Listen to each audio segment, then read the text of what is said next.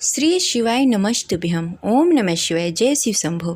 प्रिय श्रोतागण, आप सभी को भादो कृष्ण पक्ष बुध प्रदोष व्रत की हार्दिक शुभकामनाएं। आज सुनेंगे बुध प्रदोष व्रत कथा। तो प्रेम से बोलिए शिवजी माता पार्वती की जय, गौरी पुत्र गणेश की जय, जय शिव शंभो। हिंदू धर्म में प्रदोष व्रत का विशेष महत्व होता है। प्रदोष व्रत भगवान भोलेनाथ को समर्पित है। यह व्रत हर महीने के कृष्ण पक्ष और शुक्ल पक्ष में त्रयोदशी तिथि को मनाई जाती है। इस दिन विधि विधान से भगवान शिव की पूजा की जाती है, व्रत कथा पढ़ी जाती है, सुनी जाती है और ओम नमः शिवाय मंत्र का जाप किया जाता है। बुध प्रदोष के व्रत के प्रभाव से व्यक्ति के सभी रोग दुख दूर हो जाते हैं और व्यक्ति के जीवन में सुख शांति और समृद्धि बनी रहती है। इस व्रत को करने से संतान सुख प्राप्त होता है और जीवन में सभी संकट दूर हो जाते हैं। कुशाग्र बुद्धि और स्वास्थ्य के लिए कुंडली में बुध और गुरु सूर्य का शुभ और बलवान होना जरूरी होता है। बुध प्रदोष के प्रभाव से तीनों ग्रह शुभ फलदायी होते हैं।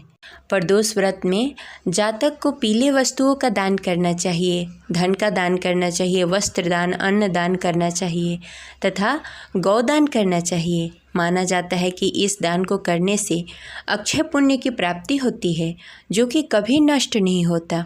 प्रदोष व्रत को करने से देवादिदेव महादेव प्रसन्न होते हैं और अपने भक्तों की हर मुरादों को पूरी करते हैं। प्रदोष का व्रत मनुष्य को संतोषी और सुखी बनाता है। वार के अनुसार जो प्रदोष किया जाता है वैसे ही उसका फल प्राप्त होता है।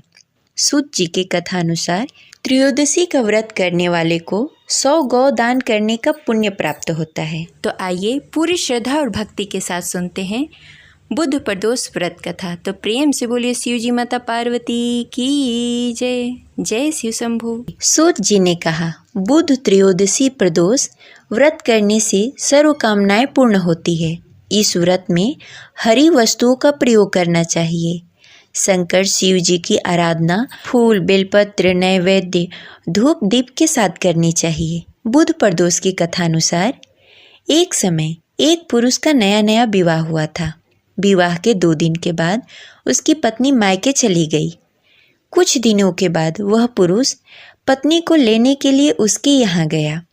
बुधवार को जब वह पत्नी के साथ लौटने लगा तो ससुराल पक्ष ने उसे रोकने का प्रयत्न किया कि विदाई के लिए बुधवार शुभ नहीं होता है, लेकिन वह नहीं माना और पत्नी के साथ चल पड़ा।